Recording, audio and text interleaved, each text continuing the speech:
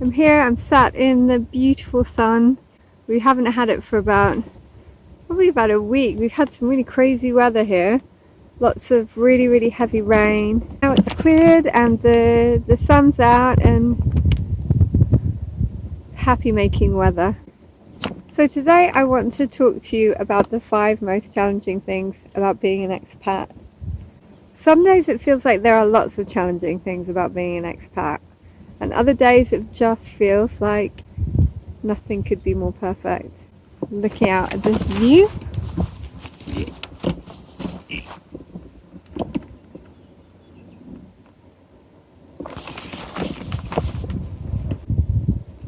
whatever the case, whether I'm feeling like everything is absolutely beautiful in my world, or if I'm feeling like everything is very challenging, there are definitely things that are difficult about life as an expat. I think the number one most difficult thing about being an expat is learning a new language. This might be easier for people who already have a second language, but I think in general for British people this is a really challenging one. It kind of feels it's not in our DNA to learn a language. It feels very much like we struggle with it more than perhaps other nations do, and I think there's probably different reasons for that. And one of them perhaps is because wherever we go people speak our language. It's very easy for us to communicate in the world. But I think also there's this great issue that we have with not wanting to do anything that might embarrass ourselves. This is a real issue that we have. I think really a British person knows how to save face, to hold their own in a challenging situation. I'm making sweeping generalizations, and if we can't, we joke. If we can't handle a situation, we know how to crack a joke. But I think that probably the hardest thing for us is facing the fact that in order to learn a language really effectively and to be successful at it, you have to keep failing. You have to keep failing over and over again. You have to embarrass yourself. You have to show yourself up. You can't crack a joke because you don't have the words to do it. And people are looking at you, sometimes with this face.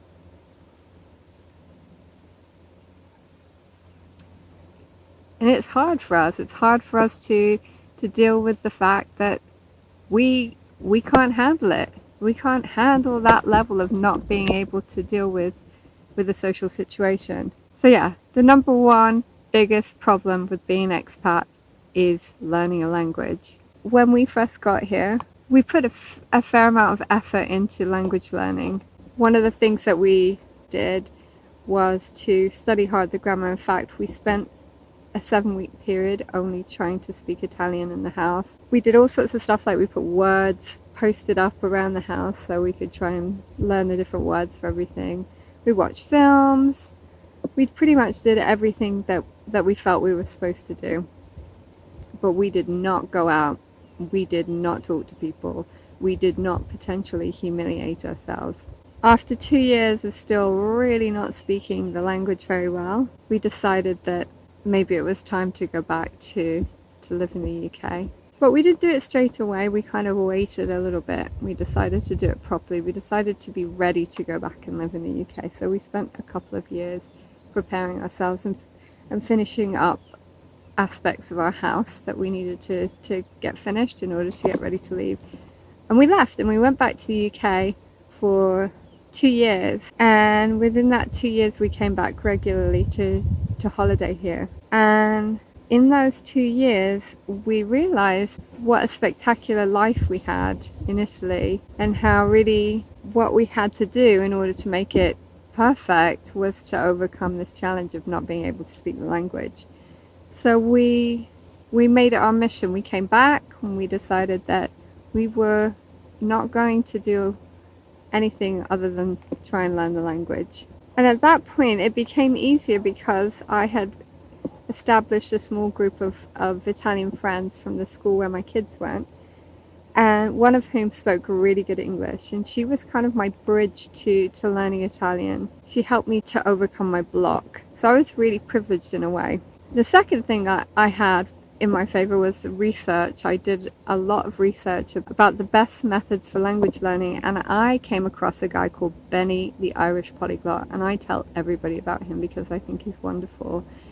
And he really has an effective method for language learning. Benny says that in order to learn a language effectively, you have to speak it from day one, and you have to get over your fear of making a fool of yourself. And so that's what effectively I tried to do.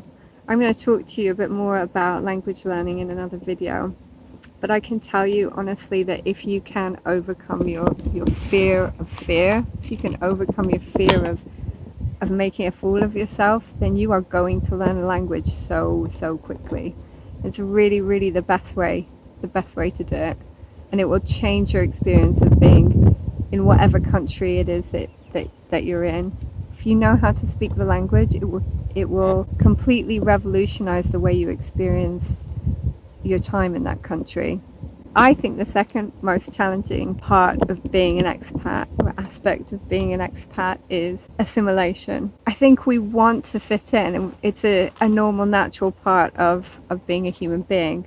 I think we seek out sort of groups, we seek out our tribes of people that we want to make part of our world because we feel we get on with them.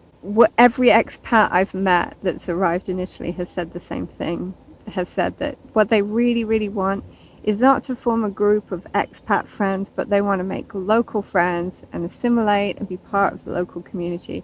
And there are very few people that actually do it. And I think part of the problem is that it's not that easy to assimilate. It's very easy to judge people who don't assimilate. And we all do it, I think. We all look at people who are maybe minorities in our own community, and we imagine that they're not trying to fit in and how they should be making more effort. But I can tell you from being on the other side of it that it is so much harder than you can imagine. Assimilation is something that doesn't ever fully happen when you come from a world that's very different to the one you're living in. But what I think can happen is kind of partial assimilation, where you know you do get to make your tribe, your tribe of people who are like you, who maybe not so much like you, but they have similar interests to you, or they might see the world the way that you see the world. And actually what's interesting about my experience of assimilation in Italy is that there are cultural aspects of being in Italy that I find very difficult to accept, and I think that's because fundamentally I come from a very different place. But when it comes down to it, a lot of the friends that I've made that are Italian, that are local people, have so much more in common with than I do with many of the sort of expat community that are here. And that's not because they aren't awesome people. The people that have moved here, they are an awesome group of people. I mean, to do something like this is kind of brave and bold, and it takes a lot of guts to get up, leave your home, leave your family, leave your community, and go and live in a place that is completely different, new, and at odds with everything that you understand about the world. But I do think that if you try hard enough, if you learn the language, you will make a form of assimilation, as hard as it is. You will find your tribe. There are always aspects of the culture that you won't ever totally agree with, but you can come to a middle ground as well. I mean, I think one of the beautiful things about making my group of Italian friends and having that connection with them is how much I appreciate that they accept me, regardless of the fact that I'm so different to anything that perhaps they have been brought up with, that I don't act the way that they think people should act, but they fully accept me for who I am, and I think that's extraordinary. I think that is just such a welcoming attitude. It's such kindness, and maybe that says something to do with the local people where we live. Maybe it says something about the type of people that I've met. But I feel very connected to this community, and I really think that it's worth taking the time to try and find your tribe, get in there, and enjoy the local people, because they're interesting and they're different to you. I think the third most difficult thing about being an expat, and this kind of carries on from what I was just saying, is this kind of lack of connection and a feeling of isolation, because it takes a long time to get to a point where you make the kind of connections that you had when you were at home, especially if you're coming from a place where you always lived there, you always knew those people. It's very difficult to make those same kind of bonds that you had before. That lack of connection and that isolation that you can feel, and the just the sheer lack of friends can often put pressure on your relationship as well. It can really challenge the immediate relationships that you have within your household. I've seen quite a few people that have arrived here full of hope and promise and excitement and a dream, I guess. And they've left after 2, 3, 4 years because of this feeling of total isolation, the frustration of not being able to assimilate, as we were saying before, not knowing really what's happening because you can't speak the language, and this dark feeling of being isolated. If you have fear about speaking the language, you're not going to find it very easy to go out into the world and even have basic interactions with people and do the basic things that you need to do. When we first got here, we found even going to the supermarket at times could be challenging because it was just a fear that you might have to speak to somebody. And this kind of goes back again to language learning, but if you can open up and just do it and not have that fear, you're going to find that your world opens up and that you're not so isolated anymore. Pretty much everybody I know here has great neighbours who, when they arrived, did everything in their power to welcome them and make them feel part of the community. It doesn't necessarily mean that you're going to have everything in common with these people. I mean, we live in the countryside. We live a plant-based lifestyle. We live in a very different way. We come from a very probably privileged background compared to our neighbours who are from the farming community. They've lived in the farming community their whole lives. Their parents were in the farming community and their grandparents and so on and so forth. And so you're not necessarily going to see eye to eye on everything with them, especially, sometimes they have very traditional values that are at odds with our sort of modern values. But I think one of the most amazing things about your relationship with your neighbours is it's almost like family, because you can't get rid of them and they can't get rid of you, and so it's almost like they make more of an effort. The relationship that I have with my neighbour, I don't see her that often because I don't make time, and I should, but I don't see her that often. But when I do, it's like going home. I feel very easy in her company. I know I can't mess up when I speak. I know that I can just go there, open my mouth, and just have a really good chat with her about anything, and it doesn't really matter. And, I've even chatted with them about some of the ways that we live that are very different to them, and they're open to that. I went over there and now I've been a vegetarian for 22 years, 23 years, something like that. But I've only been a vegan I've only been plant-based since 2015, and only a fully ethical, I would say, vegan for the last sort of 2 years. And when I went over for the first time, and my neighbour set out all the snacks that she sets out in her very loving way, and I couldn't eat anything that was there. And I explained to her that I was no longer eating dairy, and she wanted to know why. And I talked to her about some of the health aspects and some of the things that I was experiencing with my asthma. But I can remember sitting with her husband talking about, some of the reasons why our health is rapidly deteriorating as a society. And he agreed with me, and he said, I can remember when we were young and we didn't really have access to meat and to dairy in the way that we do now, and people weren't sick. People lived a long time. We ate vegetables. That's what we had to eat. That's what was available to us. And so there is a real empathy there, and that food is so important, especially I think to Italian people. And they're very interested in their health and the way that food impacts them. So yeah, it was really interesting. I think the fourth most difficult thing, and this is equally related to what I've been saying, is being away from your friends and your family that you're closest to.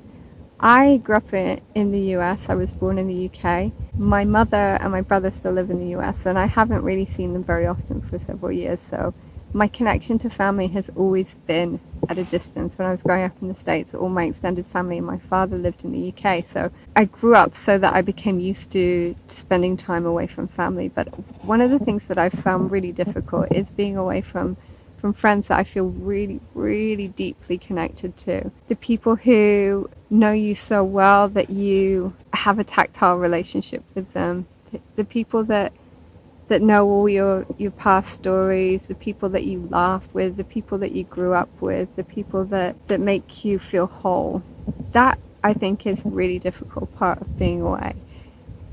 When you're living in a beautiful place like this, people want to come over and they want to go on holiday and they want to see where it is that you're living, but you have this kind of intense burst of time with them, and that can either be wonderful or it can be too much, especially maybe if it's more so if it's family. I think, you get, let's say, a week of just, or even sometimes 2 or 3 weeks of this intense time together where there's no break, there's no rest. It's loaded because you are thinking about when they're leaving and that you're not going to see them again, or because there is that feeling of missing you. And I think that's probably the one of the really challenging things.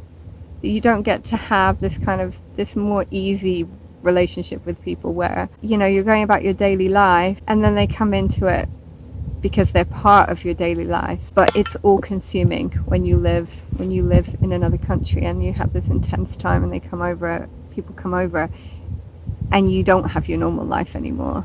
So even though you want to share it with them, and it's wonderful, we have such a good time together, it feels very much like it's not the same.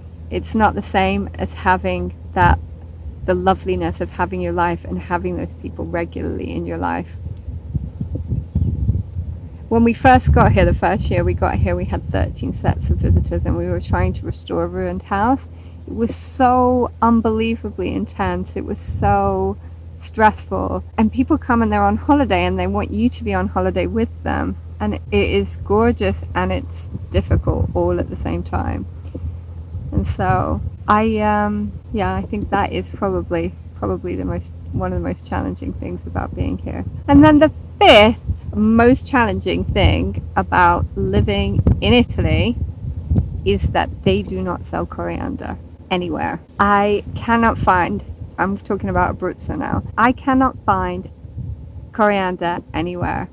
I went to my local greengrocers and bless his soul, Adriano, he's amazing. He's the most amazing greengrocer in the whole world. He went and he found me some coriander, but by the time it had got to him, it was fairly manky and not really usable anymore. So yeah, that's my number 5. The most difficult thing is not having coriander. So there they are. There are the 5 things. I hope you've enjoyed me telling you how it's going to be, or sharing with you in your experiences. And I look forward to telling you more.